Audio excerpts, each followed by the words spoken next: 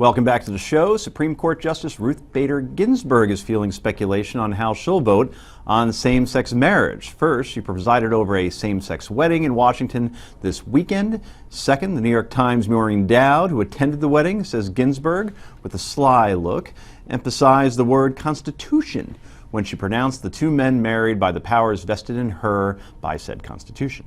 That drew thunderous applause. The High Court is expected to announce next month on whether gay marriage should be the law of the land.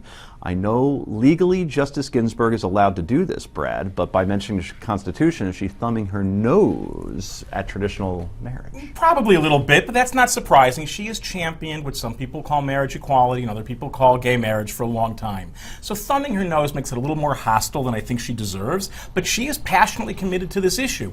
It seems to me as a matter of law, she's right. I mean, contrast her championing this issue to Jeb Bush describing his opposition based on it being a sacrament. By the way, there is room to be opposed to gay marriage. I get that. But when you invoke purely religious terms, and it's only a sacrament if you're Catholic, even Protestants only think that the Holy Eucharist and the church itself are the sacraments. When you say it's a sacrament and therefore it can't exist, you're kind of telling the world, really, we're going to go with canon law, not constitutional law. There are arguments to be made against gay marriage. That ain't one of them. So that's the issue here. I think she's frustrated by the fact that we're not getting legal arguments. We're getting emotional arguments, and as a result, yes, she behaved. She was. You got me. She's thumbing her nose. I understand why she's thumbing her nose. That's really the truth. She was. It probably was a little beneath her, but I get it. Okay, let the lawyers jump in. Heather? I think she's emotional about it too, though. I think that she has always been pretty vocal about her, and she truly thinks, and I think that the court will come out to say that this is a equal protection situation, and that whether you're gay or straight, you're entitled to that.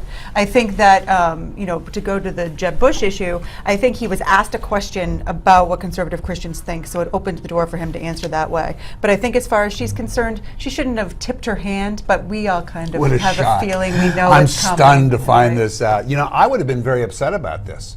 Had would've. she not done it with that sly look on her face. Ah, yes. That changed Maureen everything. Dowd, we're just simply quoting the New York Times. Good for her. I That's love this old girl. I do. Old girl. Did you say little girl or no, old girl? Oh my word. RBG is all right with me. I think it was great. I love what she did. You have some fascinating nicknames. You call the Pope Frankie. Pope Frankie. Ruth Bader Ginsburg. Well, is it's because I'm that very close with these people. We go back, 2.5 minutes. Yeah, bowl with them, let's face it. Anyway, meanwhile, likely 2016 Republican Jeb Bush, Republican candidate, is making it clear he's against a constitutional amendment legalizing gay marriage. Irrespective of the Supreme Court ruling, because they're going to decide whatever they decide, and I don't know what they're going to do. We need to be stalwart supporters of traditional marriage.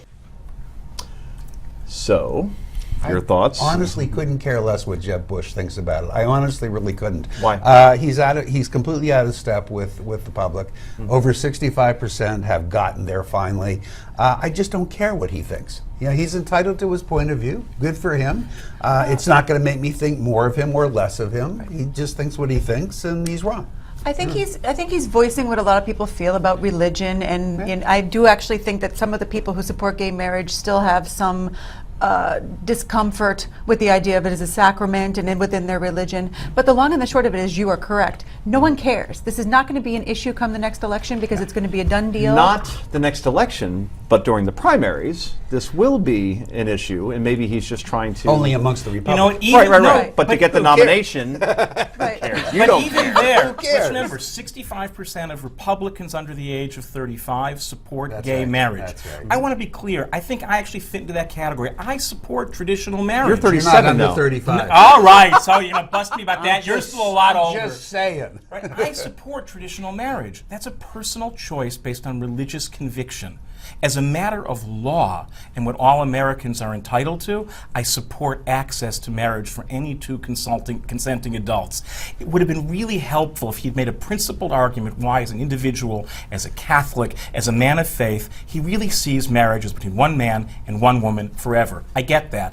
And then say, but my religious views are not the same as what the law of the land ought to be. So almost every day in the show, we either have an announcement of who's running for president or who isn't running for president. Like John Bolton is not running for president. Yes, he made his announcement. Right, but Lindsey Graham announced that he will be announcing that he'll Yes, be running for he president. announced that he'll be announcing. You know who announced that he isn't running for president today? Oh, who did? Okay, well, I'll let Not you Bobby work for it a little bit. Ginsburg. No. In relation to this conversation that we're having right now, and why don't you think he's running? He is a governor of a Midwest state.